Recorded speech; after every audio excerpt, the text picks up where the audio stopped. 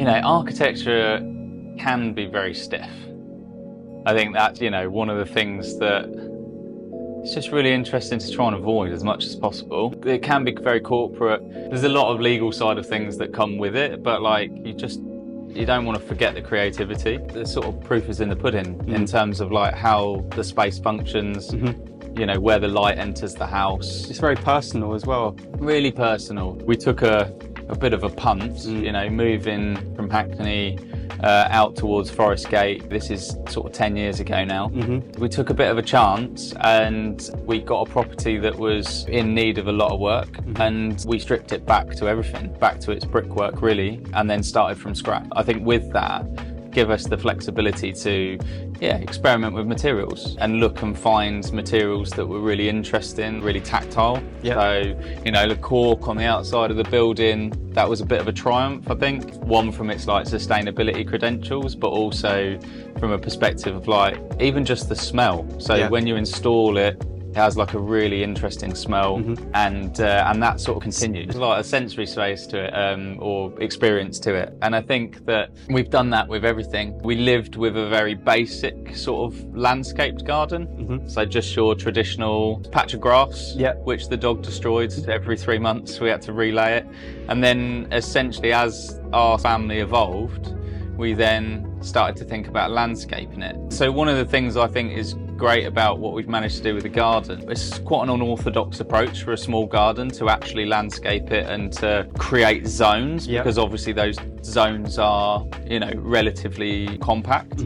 But by doing it, it means that you've got this garden that can be stress tested in multiple ways. And very much feel like an extension of the house rather than an expansive space behind it. Yeah, exactly. How did you connect the two spaces? What ways did you do that? I think probably one area of our entire budget that we didn't think about compromising once, which was glazing.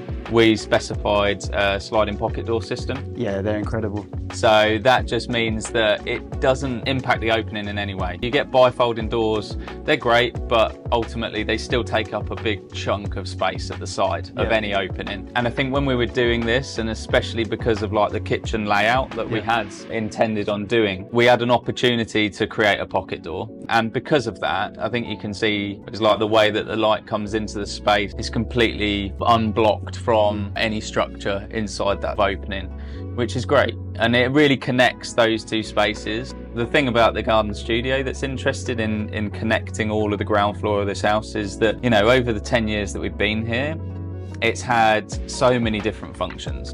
We started out with it being a home office during COVID. It's been really useful for the house overflowing. So, we've got equivalent of 4 double bedrooms in here and 2 bathrooms, but ultimately at times like Christmas or birthdays, sometimes that sort of stress test is required.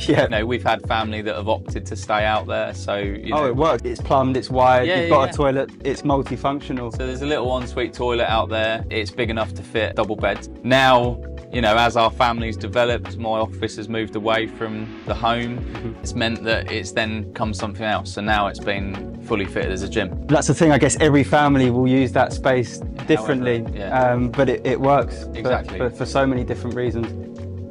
Where do you find yourself spending the majority of your time as a family? So I think the ground floor is really special because of what we've just talked about, everything connecting. I'd love to say I spend most of my time in the gym, but I don't.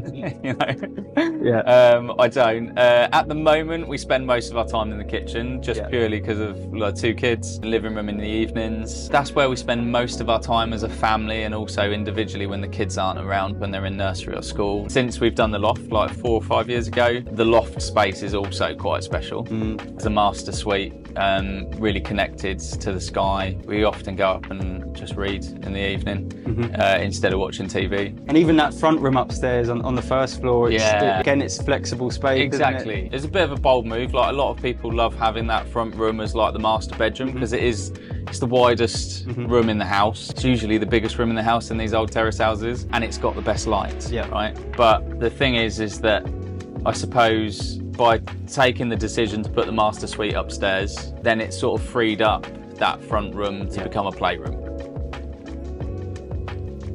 It does just go back to that thing of flexibility, with the house, being able to be multifunctional and a space that you can grow into as a family. You can buy as a couple and leave a family of 4, you know. Exactly. I think this is the thing, and that's sort of a path that we've taken. And I think it's nice to be in that position where we've taken such care over the development of this house, and it is very personal because it's our home, and we've had a lot of fun doing it.